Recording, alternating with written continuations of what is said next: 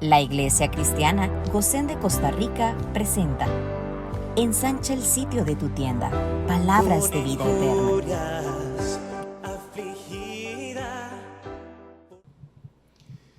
Mi hermano y mi hermana, queremos hoy darte la más cordial bienvenida.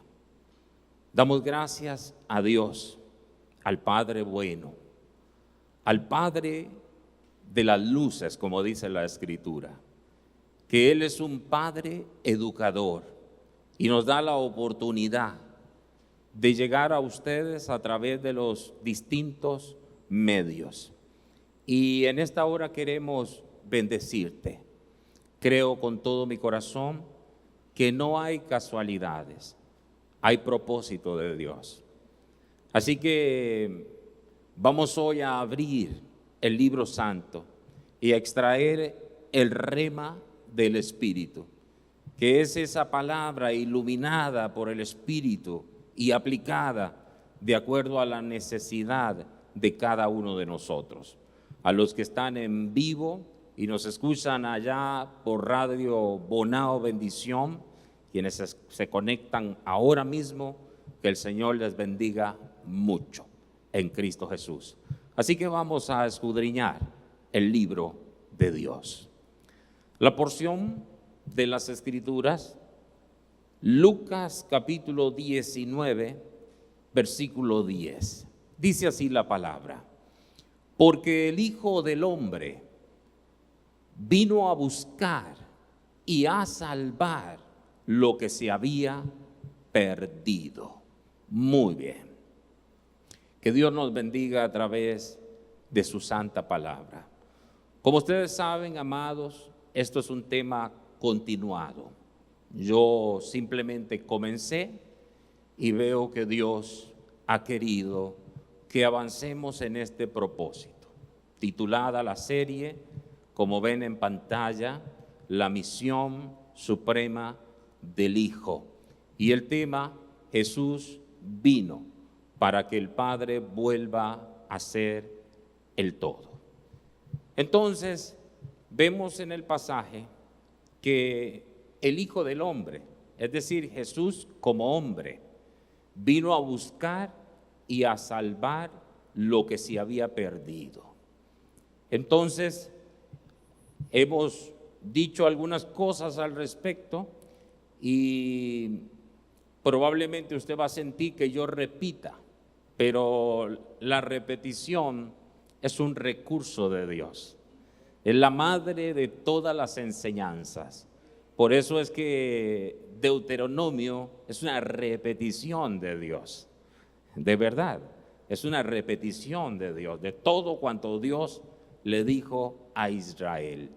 Entonces, no es que yo no tenga tema, es que se hace necesario que yo repita. Creo que Dios así lo quiere, algunas cosas. Entonces, lo primero que quiero decir es que el propósito principal de la obra redentora de Cristo fue buscar y salvar lo que se había perdido. Ya hemos dicho en ocasiones atrás que antes de que se perdiera el hombre, ya se había perdido el reino de los cielos, pues Dios no podía gobernar voluntariamente la vida del hombre por causa del pecado. Recuerden que Dios es santo, 3 veces santo. Eso es una forma de decir que Dios es santo. Entonces, antes de que se perdiera el hombre, ya se había perdido el reino de los cielos aquí en el planeta Tierra. Porque ya dije que Dios de ninguna manera podía gobernar voluntariamente la vida del hombre por causa del pecado. Entonces, mis amados, Cristo vino a la tierra con la misión principal de restablecer el reino de Dios y luego salvar al hombre para que viviera en Él. Voy a repetirlo porque esto es muy importante. Si a usted alguien le dice, dime una cosa, ¿para qué vino Cristo al mundo? Y tú vas a tener que responderle, bueno, Cristo vino a buscar y a salvar lo que se había perdido. Lo que pasa es que normalmente entendemos que lo único que se perdió fue el hombre.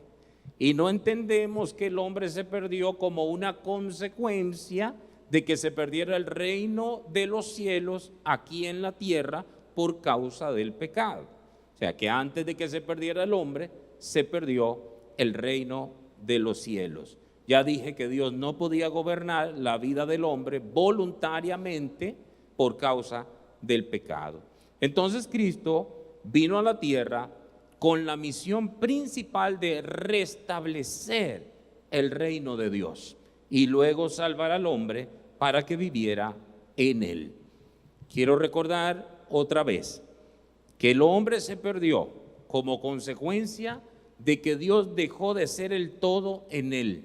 Diga conmigo, por favor, diga, el hombre se perdió como consecuencia de que Dios dejó de ser el todo en él. Eso es, el hombre se perdió como consecuencia de que Dios dejó de ser el todo en él. Entonces, amados, es muy interesante porque por causa de la venida de Jesús, en el reino de las tinieblas, diríamos en el reino del destructor, empezó la intranquilidad, la zozobra, la molestia, el tormento, porque ya llegó el que tenía que venir. Entonces, por ejemplo, hay un pasaje en San Juan 6:14 que yo voy a pedir que lo proyecten. Voy a necesitar ayuda hoy. Dice, aquellos hombres, entonces, yo solo voy a leer rapidito, ustedes no se preocupen en buscarlos, algunos sí, otros no. Aquellos hombres entonces, viendo la señal que Jesús había hecho, dijeron, este verdaderamente es el profeta que había de venir al mundo. Muy bien, el diablo encontró, como dije la vez pasada, uno que vive la palabra y le cree a Dios.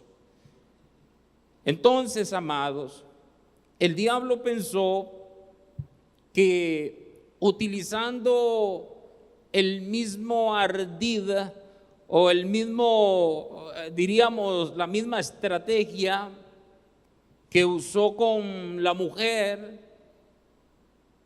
Eva y Adán, pensó que utilizando esa misma estrategia iba a lograr lo mismo. Pero nosotros vimos la vez pasada que de ninguna manera. ¿Se recuerdan ustedes cómo Jesús le venció? Entonces, cuando Jesús empezó a predicar el evangelio, él decía que el reino de los cielos se había acercado. ¿Recuerdan ustedes en muchas de sus expresiones? El reino de los cielos se ha acercado. Y solo hablaba del Padre diciendo, vamos a buscar San Juan capítulo 5 en el versículo 30. Por favor, búsquenlo ustedes para que vean. En el nombre del Señor. San Juan capítulo 5 en el verso 30. Vean lo que dice. No puedo yo hacer nada por mí mismo. ¿Cómo me gustaría que nosotros pensáramos igual? No puedo yo hacer nada por mí mismo. Según oigo, así juzgo. Y mi juicio es justo, porque no busco mi voluntad. ¿Cómo me gustaría? Por cierto, eso es lo que busca este mensaje. Porque no busco mi voluntad, sino la voluntad del que me envió, la del Padre. ¿Se da cuenta cómo hablaba Jesús? Entonces, hermanos, los demonios lo interrumpían y daban voces diciendo, por ejemplo, en Marcos capítulo 1 y en el verso 24, Marcos capítulo 1 en el verso 24, vean lo que decían los demonios, lo interrumpían, diciendo, ¿qué tienes contra nosotros, Jesús Nazareno? Oiga lo que decía, esto es los demonios. Vean lo que dice, ¿has venido para destruirnos?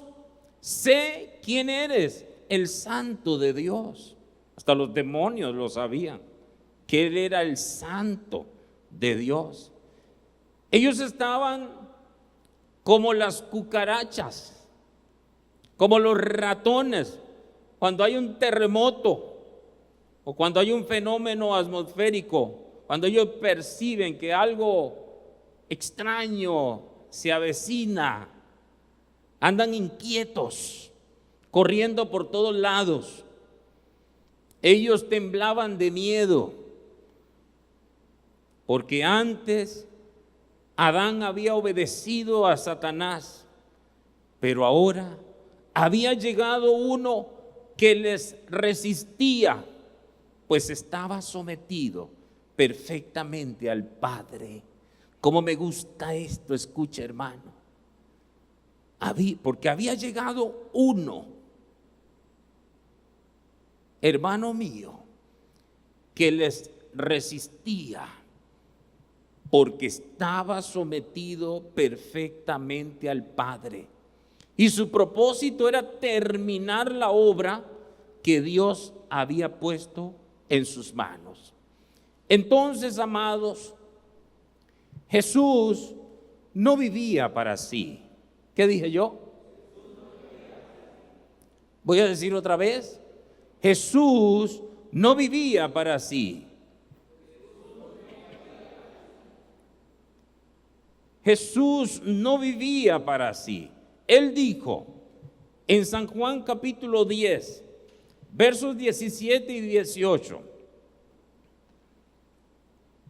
Si quieren, ustedes van buscando, y si no, en pantalla rapidito, ellos hacen el trabajo muy bien. Vean ustedes, como ya dije, Jesús no vivía para sí. Él dijo, por eso me ama el Padre, porque yo pongo mi vida para volverla a tomar. Verso 18. Nadie me la quita, sino que yo de mí mismo la pongo. Tengo poder para ponerla y tengo poder para volverla a tomar. Este mandamiento recibí de mi Padre. Jesús vivía para el Padre. A Jesús no le apelaba para nada ninguna de las propuestas del enemigo, del diablo. Entonces, la única meta y razón de vivir de Jesús era obedecer a Dios. ¿Cómo me gustaría que nosotros nos armemos de ese pensamiento? Porque eso es lo que busca este mensaje. Eso es lo que Dios quiere lograr. Por eso, mi querido hermano, escúcheme lo que yo le voy a decir. Dios necesita que tú y yo asimilemos el mensaje. Si nosotros no asimilamos el mensaje, nosotros no estamos logrando nada. Entonces, tenemos que asimilar el mensaje. Qué hermoso que alguien hoy pueda decir: mi única meta y razón de vivir es obedecer a Dios. La única meta y razón de vivir de Jesús era obedecer a Dios. Su empeño era que Él reinara en la vida del hombre. O sea, que el hombre se entregara a Dios voluntariamente. Porque Dios puede hacer que el hombre se entregue obligado, pero Dios no trabaja así. Dios puede hacerlo, pero Dios no lo va a hacer. Porque aparte que Dios profetizó que en el día de su poder, su pueblo se le entregará voluntariamente. Ya está profetizado. Pero el empeño de Jesús era que Él reinara en la vida del hombre. Entonces, amados, presten atención a lo siguiente. Durante sus 33 años de vida en este mundo, el diablo no pudo engañarlo ni una sola vez, pues Jesús tuvo nuestra semejanza, pero sin pecado. Sin pecado, escúcheme. Tuvo nuestra semejanza, pero sin pecado. Yo estoy hablando de Jesús como hombre, no como Dios, como hombre. Jesús vivió 33 años en este planeta Tierra como hombre, y todo lo que hizo lo hizo como hombre. Siendo Dios, no escatimó el ser igual a Dios, sino que se despojó. Eso es tremenda humillación. Dios tomar forma de hombre. Entonces, durante sus 33 años de vida en este mundo, el diablo no pudo engañarlo, ni una sola vez. Como ya dije, así como nosotros, con nuestra semejanza, pero sin pecado. Así anduvo Cristo esos 33 años de vida. Este hombre nunca se sometió al adversario. Y dicho sea de paso, fue el único en quien Dios reinó en plenitud. Fue el único en quien Dios reinó en plenitud o a plenitud. Por eso Jesucristo pudo destruir el poder del diablo y deshacer el efecto que su obra maléfica ejercía en nosotros. Hermano amado, esto yo lo he dicho, pero yo necesito que tú lo entiendas. La Biblia dice que el diablo reinó con dos poderes. Dos poderes. El poder del pecado y el poder de la muerte.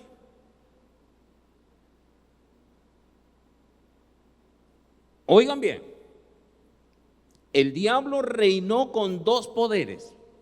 El poder del pecado y el poder de la muerte. Es decir, con estas dos armas, Satanás mantuvo al hombre vencido, sujeto, subyugado por milenios.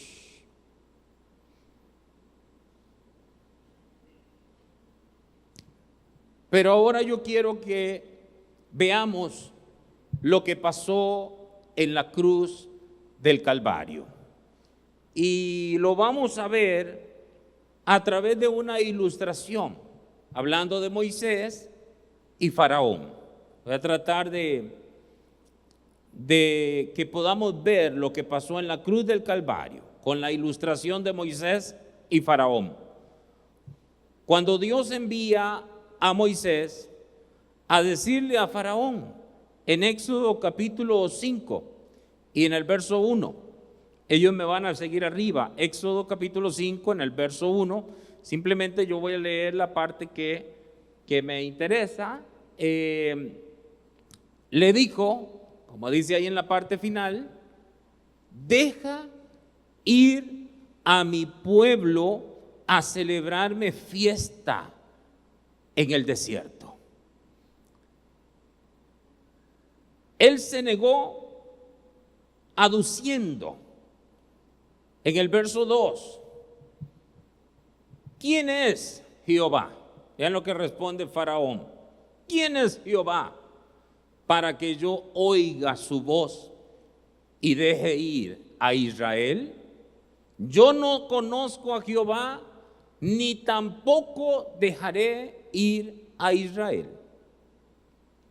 Es decir, Faraón no reconocía la autoridad de Dios de ninguna manera. Y él se sentía dueño de un pueblo ajeno. Ciertamente este hombre no conocía a Dios, pero lo iba a conocer. Lo iba a conocer. Entonces Dios comenzó a manifestar su poder en él. Eso es como un juicio gota a gota.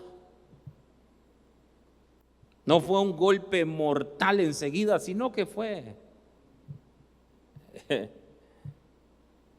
paulatinamente. Entonces, Dios comenzó entonces a manifestar su poder en él, endureciendo su corazón a la vez que le azotaba con plagas y diferentes señales. Pero Faraón se mantenía intacto en su palacio, a pesar de las muchas plagas y todo esto.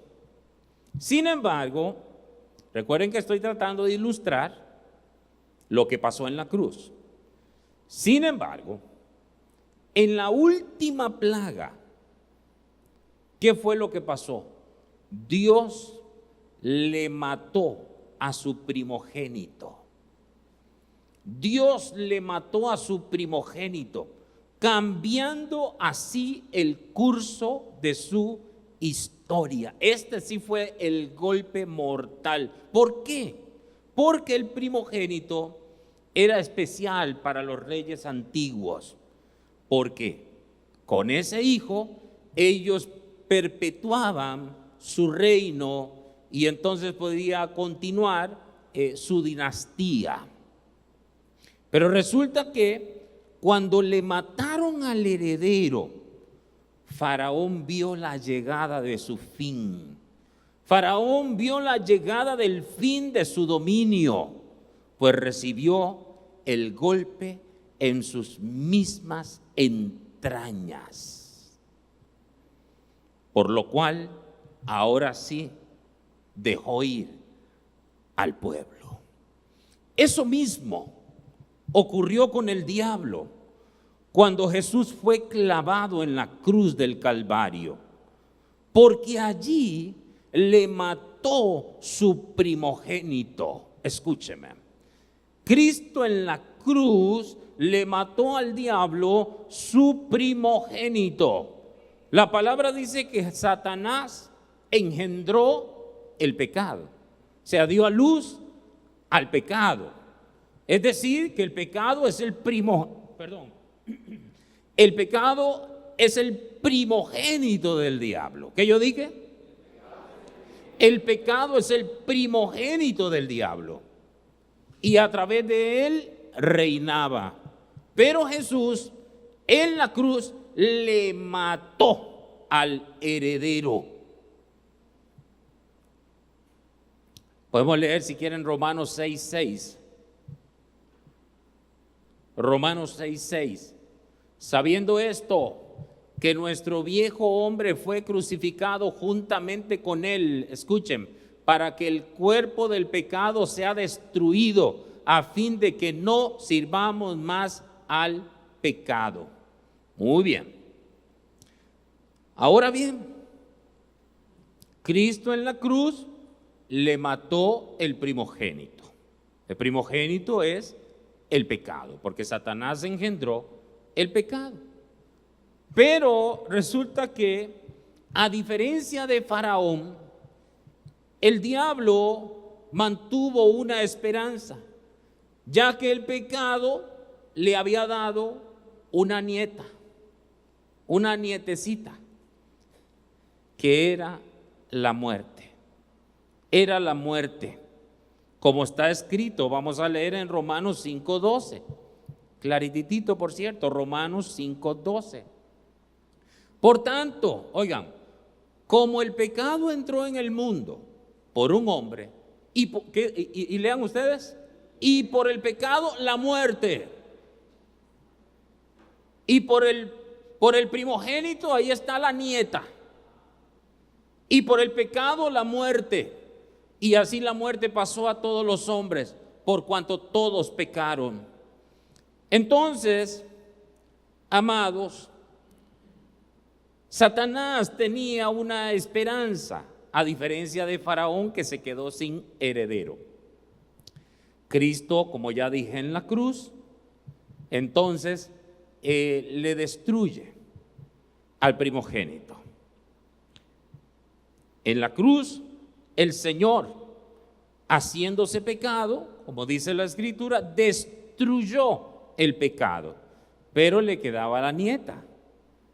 Entonces Cristo, al bajar a la tumba, muriendo, retó a la muerte. Qué cosa más tremenda. Muriendo, retó a la muerte, diciéndole lo que ya estaba profetizado hacía bastante tiempo, en Oseas capítulo 13, en el verso 14. Oseas capítulo 13, en el verso 14. Voy a leerlo todo, pero la parte que me interesa es la segunda parte. De la mano del Seol los redimiré, los libraré de la muerte. Y oigan el reto que le hace Jesús a la muerte. Oh muerte, yo seré tu muerte y seré tu destrucción. Aleluya, aleluya, aleluya. Entonces Cristo, al bajar a la tumba, porque era necesario, muriendo, retó a la muerte diciéndole: oh muerte, yo seré tu muerte y seré tu destrucción, oh Seol. Y parecería una locura que alguien destruyera a la muerte muriendo. Escuchen aquí, escuchen aquí. Parecería una locura que alguien destruyera a la muerte muriendo. Pero al tercer día, cuando Dios levantó a Jesús de la muerte, como dice en Hechos 2:24, Hechos 2:24, al cual Dios levantó sueltos los dolores de la muerte. Oigan, por cuanto era imposible que fuera retenido por ella. Entonces, al tercer día, cuando Dios levantó a Jesús de la muerte, el Señor dijo triunfante, como dice San Juan 11:25. Escuche qué palabra más hermosa. San Juan 11:25. Se levanta Jesús y dice: yo soy la resurrección y la vida. El que cree en mí, aunque esté muerto, vivirá. Dele gloria al Señor. Dele gloria al Señor. Entonces, amados, Cristo venció la muerte y sacó a luz la inmortalidad por medio del Evangelio, libertando a todos los que estaban cautivos por el poder de la muerte. Así que el diablo se quedó sin hijo y sin nieta. Es decir, ahora sí que el diablo se quedó sin heredero. Y yo necesito ser enfático en esto, hermano, hermana, porque tú tienes que creer lo que dice la palabra. Tú tienes que echar mano a lo que dice la palabra. Así que el diablo se quedó sin hijo y sin nieta. Ya es bueno que tú manejes esto así. concluyendo su reinado y poderío en este mundo. Ahí se le acabó, porque el Señor le mató la simiente al enemigo de la justicia. Creamos a la palabra de Dios y entendamos que Satanás no puede reinar porque no tiene descendencia. Ya no tiene descendencia. Se quedó sin heredero. Sin embargo, cuando Cristo resucitó, comenzó con él. Escuche, que esto mucha gente no lo entiende, y esto es maravilloso. Cuando Cristo resucitó, comenzó con él una nueva creación. Una nueva creación. Porque en su cuerpo Cristo enterró a la primera perdida y dañada creación. Entonces, esto no lo entienden muchos. Cristo enterró al Adán, al hombre viejo. Volvemos a Romanos 6:6. Ahora por el Espíritu.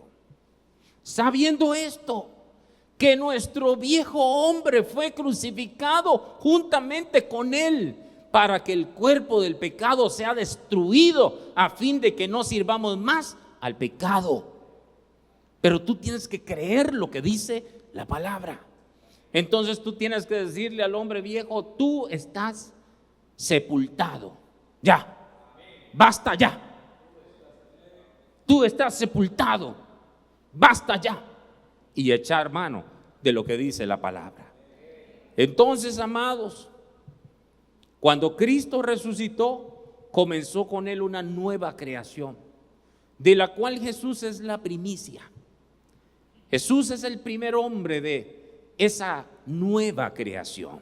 Voy a decirlo otra vez. Jesús es el primer hombre de esa nueva creación. Ahora bien, de esa gloriosa resurrección, y voy a decirlo otra vez, de esa gloriosa resurrección, escuchen, salió una generación de primogénitos, los cuales somos todos nosotros. No lo digo yo, lo dice la Biblia. De esa gloriosa resurrección.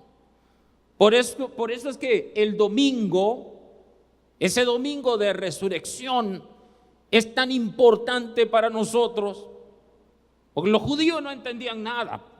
Para ellos ese era un día más, un día de trabajo, pero para nosotros no. Para nosotros nada más y nada menos estaba comenzando, imagínate hermano, una nueva creación. Una nueva creación. Entonces de esa gloriosa resurrección salió una generación de primogénitos, los cuales somos todos nosotros. Hebreos 12, por favor colóquelo. El verso, si quiere ponga el 22 y el 23. Sino que os habéis acercado al monte de Sión, a la ciudad del Dios vivo, Jerusalén la celestial, a la compañía de muchos millares de ángeles. 23. A la congregación de los primogénitos que están inscritos en los cielos, a Dios el juez de todos, a los espíritus de los justos hechos perfectos. De esa gloriosa resurrección, amado mío, salió una generación de primogénitos, los cuales somos todos nosotros. Por eso Jesús, él había dicho en San Juan 12:24, San Juan 12:24, vean lo que él había dicho: de cierto os digo, que si el grano de trigo no cae en la tierra y muere, queda solo, pero si muere, lleva mucho fruto. Entonces, amados, aplicando, el grano de Cristo fue sembrado en la tumba y se levantó para no quedar solo, sino para llevar muchos hijos a la gloria de Dios. A la gloria de Dios. Alabado sea el Señor. Piensen esto, piensen esto, piensen esto, hermano mío. Los que están aquí, los que están a la distancia, piensen en esto. El grano de Cristo fue sembrado en la tumba y se levantó para llevar muchos hijos a la gloria. Por lo cual, a partir de ese instante, comienza una nueva creación en Cristo, en donde Dios reina y en la cual el pecado y la muerte no tienen efecto. Ya eso es una realidad en el mundo espiritual. Óyeme bien, Jesús es el vencedor. Óyeme bien, porque la gente cree que esto es un asunto de que todavía se está en una batalla. No. Jesús es el vencedor. Por eso es que la Biblia te llama a ti vencedor. Pero como tú muchas veces no conoces la palabra, entonces tú andas, imagínate, siendo vencedor muchas veces andas como perdido. No, tú eres un vencedor. Lo dice la Biblia, tú eres un vencedor. Eres cristiano, perteneces a una nueva creación, eres un vencedor, porque perteneces, amado mío, a esa generación de los primogénitos, a esa generación de los vencedores. Ya esto no es un asunto de que si se pierde o no se pierde. No se pierde, porque Jesús está a la diestra del Padre, y la única forma de que yo me pierda es que alguien se atreva a bajar a Jesús de allá arriba y traerlo para acá abajo y destruirlo, y eso será imposible, querido. Eso será imposible. Aleluya.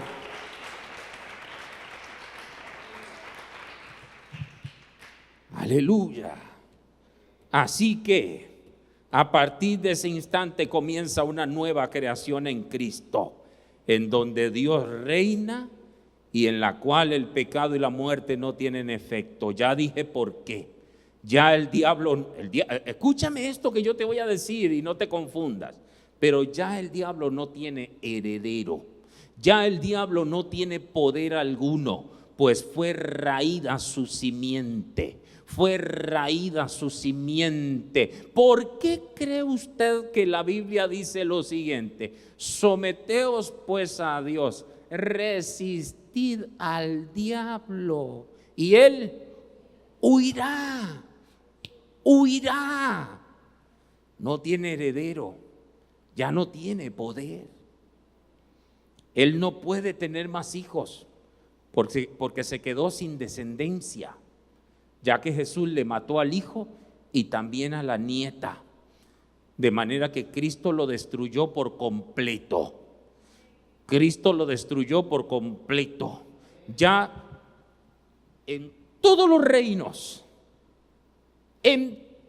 reinos, aún en el reino de las tinieblas, en el reino de los cielos, en todos los reinos se sabe que Jesús es el vencedor.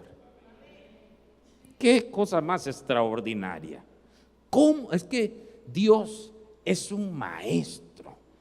¿Cómo logró que el diablo le matara al hijo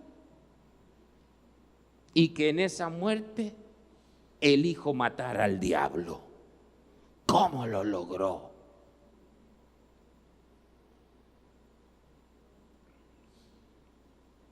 Ahora, no obstante,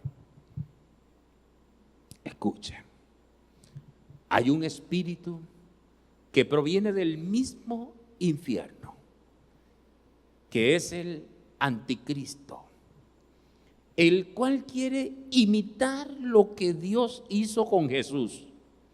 Exactamente lo que Dios hizo con Jesús, la encarnación, porque el anticristo será la encarnación del diablo en un hombre. Sepa esto, por favor. La palabra revela que el diablo levantará un hijo de pecado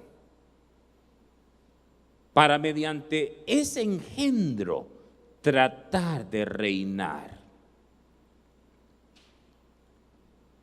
Voy a leer el pasaje, no, yo pensé que no lo iba a leer, pero puedo leerlo. Hay tiempo. Segunda de Tesalonicenses 2, versos 6 al 9. Escuchen. Pablo a Tesalónica. Y ahora vosotros sabéis lo que lo detiene, a fin de que a su debido tiempo se manifieste. Porque ya está en acción el misterio de la iniquidad. Solo que hay quien al presente lo detiene, hasta que él a su vez se ha quitado de en medio. Siguiente. Y entonces se manifestará aquel inicuo, a quien el Señor matará con el espíritu de su boca y destruirá con el resplandor de su venida. Inicuo, cuyo advenimiento es por obra de Satanás, con gran poder y señales y prodigios mentirosos. Mis hermanos, escúcheme. Vemos que la palabra revela que el diablo levantará un hijo de pecado para mediante ese engendro tratar de reinar.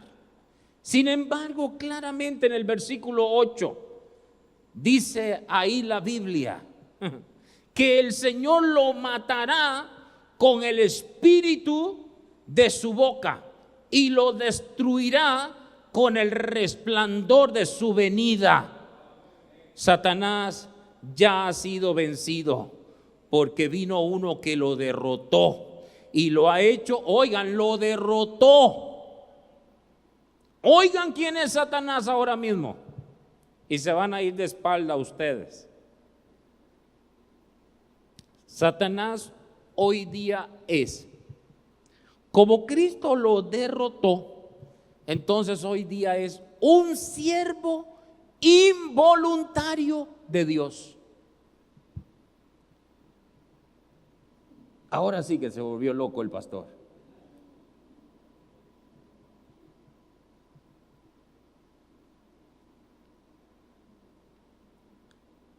Y los pobrecitos evangélicos agarrados con el diablo.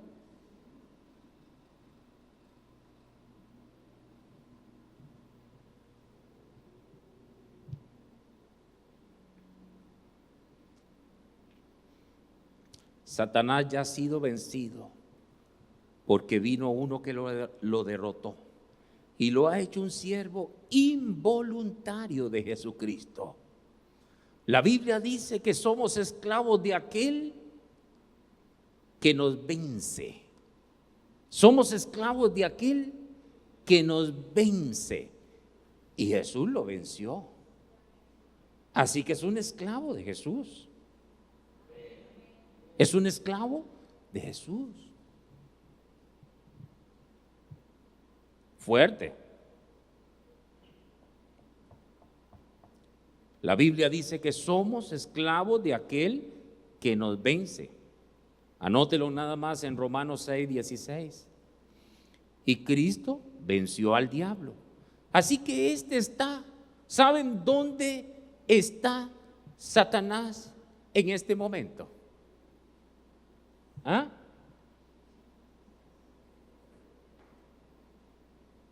Vuelva a ver debajo de su zapato.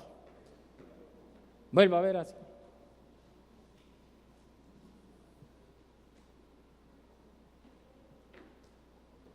Ahí está. Bajo la planta de los pies de nuestro Señor. Bajo la planta de los pies de nuestro Señor.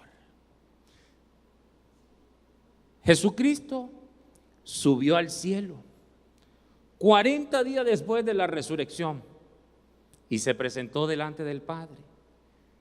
Y Él le dijo que se sentara a su diestra hasta que pusiera a todos sus enemigos por estrado de sus pies. Yo voy a leer Hebreos 1:13. Estoy concluyendo. Hebreos 1:13.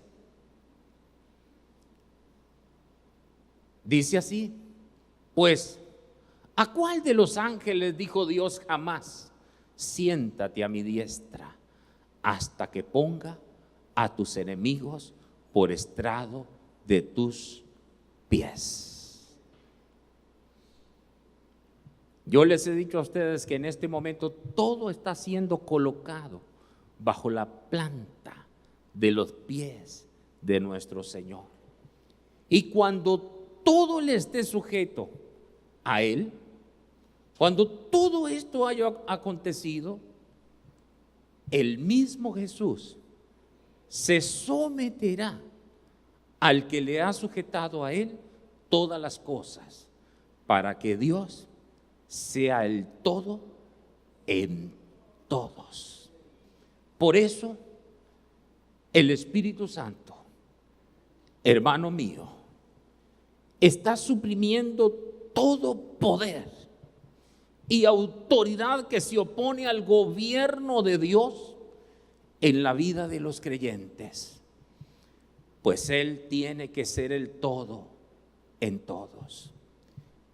De manera que Cristo te salvó para que Dios sea el todo en todo. ¿Qué dije yo?